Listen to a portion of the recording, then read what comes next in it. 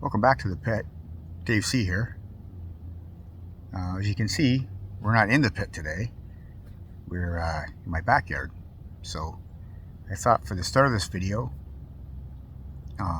we could open up out here. So yeah, first of all, it's going to be a Remembrance Day video. Up here in Canada, we have Remembrance Day. It's similar to Memorial Day in the United States. And yeah, it's a day to commemorate all the men and women who fought in both world wars, and Vietnam, the Korean War, as well as current conflicts that are going on right now. So yeah, just want to take a minute to thank all those individuals who are risking their lives for the freedoms of this country that sometimes we take for granted. And this year, I didn't want to just do a regular type acknowledgement of that, because there's a few things that are strange that are going on lately in my country to do with Remembrance Day. The first one is the current government that we have in power right now.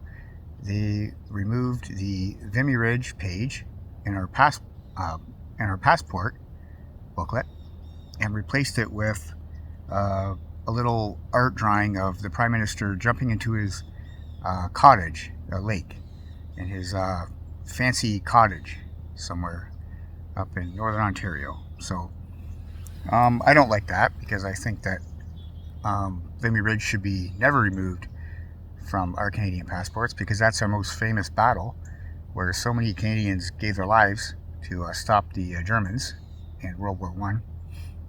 Including my grandfather, who fought in that battle. He helped to win that battle. So anyway, the second one is that this year they are not going to allow prayers to be at the services on November 11th, because they think that it might offend people. Apparently that was a statement that was given, and the reasoning was that it might offend other people who aren't Christians. So my response to that is, this is Canada, and a lot of people that gave their lives, and the ones who fought back then, they were Christians, and we shouldn't forget that history, and we shouldn't let that slip away. And I think that that's a tragedy if people think that that's okay to do that. Because we certainly wouldn't be allowed to tell other people that, they can't do certain things. It's just how this country has always been. So anyway, yeah, I just wanted to mention those few things that maybe some people won't like, but I think it should be mentioned when we talk about Remembrance Day. And I just want to thank everybody for watching my channel and subscribing. And okay, let's go back inside and do a review. Okay, so 1984 Spirit. This is an exciting review to do. And I thought for today, maybe I'd do it a little bit differently, where I can start from a different angle instead of just kind of looking right at the card right away. So this is the 1984 pamphlet that came with G.I.Joe vehicles, and you can see here that number 23 on the list is Tracker, and he's codenamed Spirit. And there he is there. His prototype looks a little bit different than the actual figure that you got on the card, as you can see in there. And an interesting thing about this is that the Canadian version, his codename was actually Shaman when it was first released, not Spirit. And on his file card and his write-up, it talks about the shaman aspect. And there it is there. It says, Charlie's a shaman, a medicine man. He's not a healer or a priest or witch doctor. There isn't any equivalent in our culture for what he is, unless we had shrinks that could actually help people. And I always thought that that was just an excellent line by Larry Hama. Really funny that he added on the end there. And this is from the G.I. Joe Order of Battle, Marvel book number 2 of a 4-part series. And there's Spirit there on the cover with his eagle, Freedom. But yeah, I'm enjoying kind of jumping around on this one instead of just doing the usual. So yeah, it says Codename Spirit, Tracker, File Name, Iron Knife, Charlie. Primary Military Specialty, Infantry. Secondary Military Specialty, Special Forces. Birthplace, Tos, New Mexico. Grade E4. And you can see there's Freedom. That's the bird that came with him. It's a hawk, an eagle. And some pretty cool art here in this book of Spirit. And there's the write-up there in this book, but I'll read the actual one from his file card in a second. And he first appeared on the Sunbow animated series in a 5-parter in 1984, The Revenge of Cobra. So I'm going to show a little bit of that right now.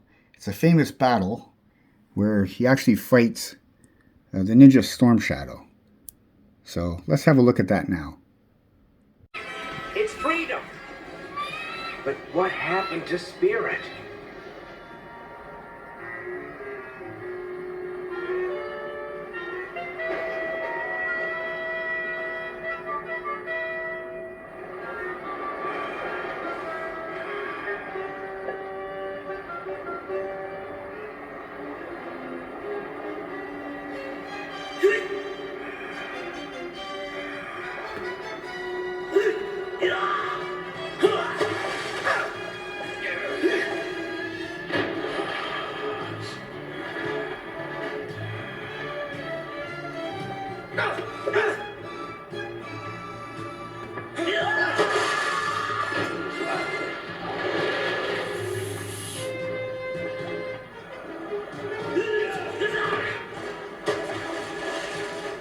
There is too little air to waste it on pointless combat.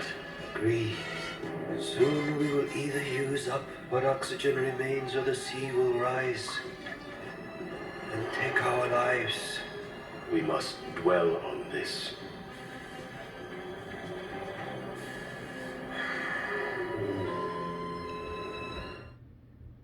Yeah, just a totally epic scene that so many Joe fans know about. And it's been shown to death, I know, on G.I. Joe reviews. But I couldn't resist showing it because I remember that back then when I was a kid, watching that for the first time. And it almost made it kind of like Storm Shadow's arch enemy should be Spirit and not Snake Eyes. That's what it felt like after watching that scene in the 5-parter. Everybody, of course, knows that Snake Eyes is Storm Shadow's arch enemy, but it was still an interesting take by Sunbow, one that we all enjoyed.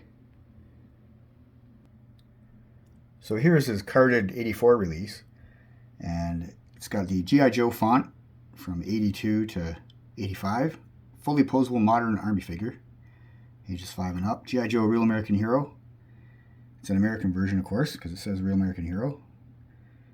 And there's all the stuff. He came with an arrow rifle and an arrow cassette backpack, as you can see there.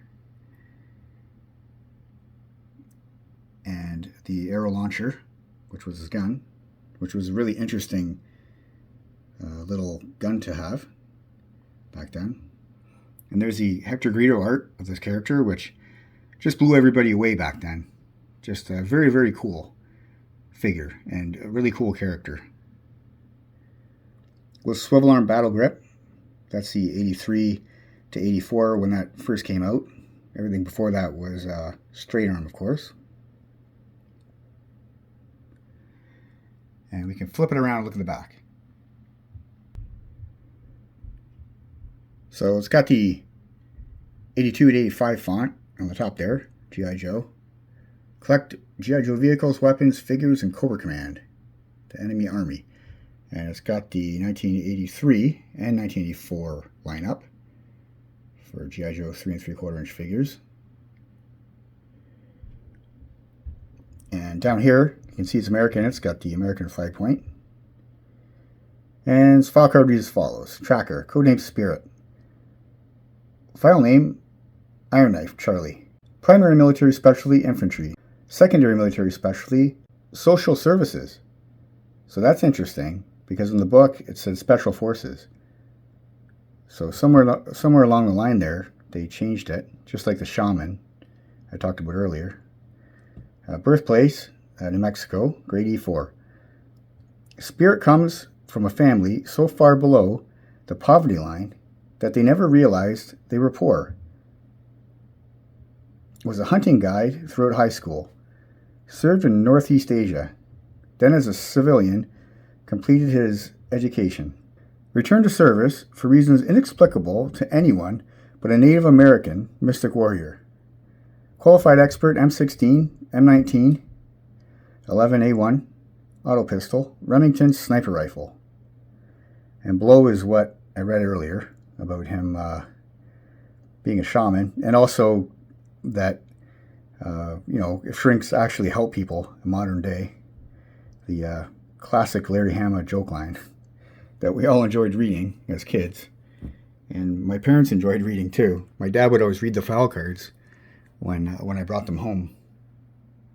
Spirit also appeared on the 1985 Forward Observer Unit. And it's a battlefield accessory pack. There was a few of those released. This one has the Triple Win game sticker on the front, which tells us the 1985 release. And that's Garrido art, of course. Looks pretty wild, just like the box art from everything else that time. And it's a neat little set. Mine's incomplete, missing a few things, but I really like this tent. And I got another Spirit there. He's sleeping in it. And I didn't have this one as a kid. A lot of the smaller sets I didn't have because my parents, they bought me some of the bigger stuff. I was lucky enough to have some of the bigger stuff. So these smaller ones I didn't really get to have. So I really enjoy having it now in my collection.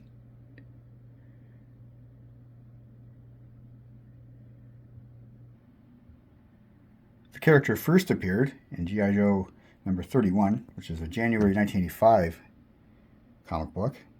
And this one is a lot of people's favorites, including my friend Joseph, who, whenever I show this on the channel, he always mentions how cool this book is. And I forgot to mention too that he gave me a stand for freedom. I believe he first appears on a panel on page 3. And here it is here. He's talking to Airborne.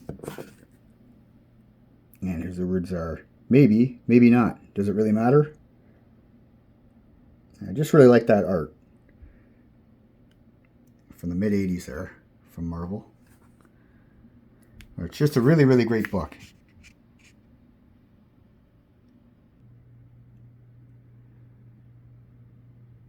My friend Joseph Onesh, he sent me a stand for freedom, which of course is Spirit's eagle.